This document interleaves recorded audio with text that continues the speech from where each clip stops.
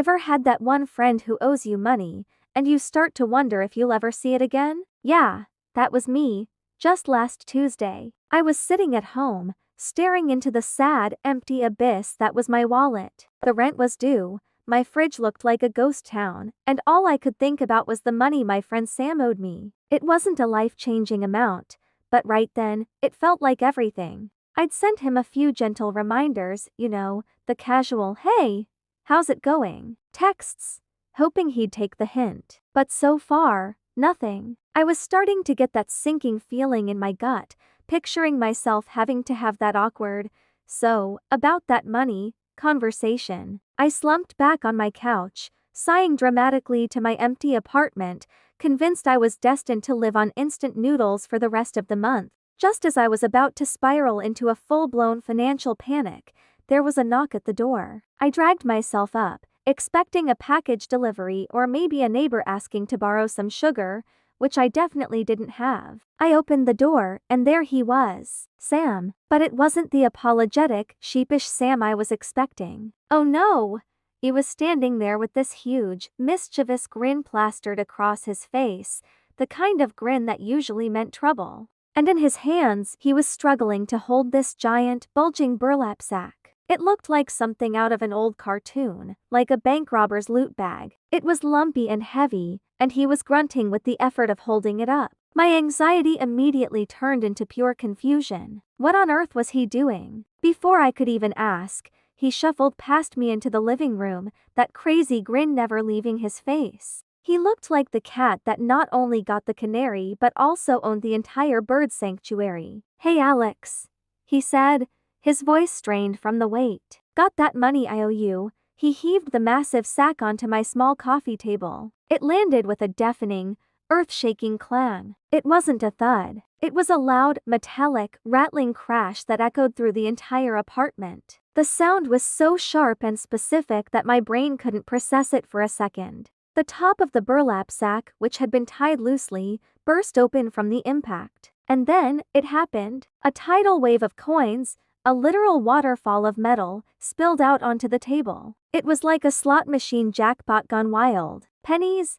nickels, dimes, quarters, thousands upon thousands of them, cascading over the edges of the table and onto my floor. They glittered under the light, a shimmering mountain of small change. My jaw just dropped. I couldn't form words. I just stood there, staring at this ridiculous, impossible pile of money. I looked from the ocean of coins back to Sam's face. He was trying his best to hold back his laughter, but he was failing miserably. A snort escaped, then a chuckle, and then he just completely lost it. He doubled over, howling with laughter, tears streaming down his face. "Surprise," he managed to gasp between fits of laughter. While I was still frozen in a state of utter disbelief, he reached into the pile, grabbed a single penny, and placed it dramatically into my hand. "One," he announced with mock seriousness. Then he grabbed another. "Two."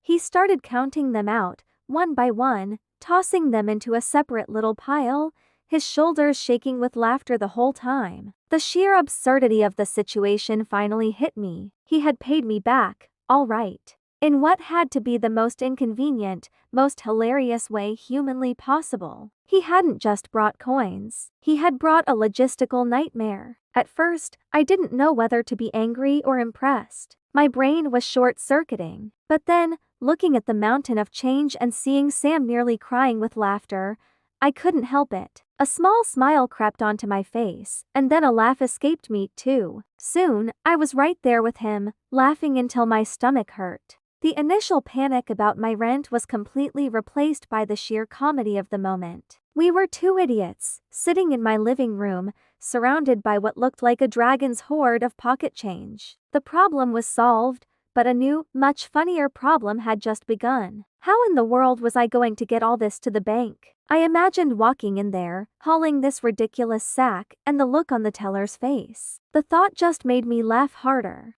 It was a stupid, brilliant prank, and honestly, it was so perfectly Sam. After our laughter died down, we just sat there for a minute, admiring his handiwork. The floor was a minefield of copper and silver. "Where did you even get all this?" I asked, finally catching my breath. He just winked. A magician never reveals his secrets, he said, but let's just say a few local laundromats and arcade owners are very happy with me right now. We spent the next hour just talking and trying to strategize. We considered coin counting machines, but the sheer volume was intimidating. We talked about rolling them ourselves, a task that would probably take us until the next millennium. The whole situation was a headache, but it was a funny one. It was a reminder that sometimes, even when you're stressed about life and money, a good friend and a good laugh are worth more than you can count, even if you have to count it one penny at a time. It turned my financial crisis into an unforgettable story. And you know what? I wouldn't trade it for anything. Well, maybe for a single, crisp banknote. Maybe. So, the next day was an adventure in itself. We called it the Great Coin Caper. We tried to enlist a Coinstar machine at the grocery store, but it started smoking after about 10 minutes. We literally broke it. The store manager was not pleased. We had to scoop the coins back out of the machine's gullet like frantic surgeons. Defeated, we went to Plan B, the bank. We loaded the coins into about a dozen smaller bags and hauled them downtown. Walking into the bank felt like a scene from a heist movie, if the robbers were incredibly incompetent and their loot was worth about $5 per pound. The teller just stared at us. Her expression was a perfect blend of pity and I ain't get paid enough for this. But to her credit, she was a trooper. She led us to the industrial coin counting machine in the back, the kind they use for businesses. It took the better part of an hour, but that beautiful machine churned through my mountain of change. In the end, the grand total was exactly what Sam owed me, down to the last cent. I got my money, and Sam got his legendary prank. We walked out of the bank, and he bought me lunch to apologize for the hassle, which felt fitting. As annoying as it was, that whole experience taught me something. Life throws you curveballs, and sometimes those curveballs are giant sacks of pennies. But it's the friends who are there with you, laughing at the absurdity of it all, that make it bearable. It's about finding the humor in the chaos. So if a friend ever pays you back in an inconvenient way, just remember my story. Take a deep breath, and then laugh. Because the story you get out of it will probably be worth more in the long run. Thanks for watching our little financial misadventure.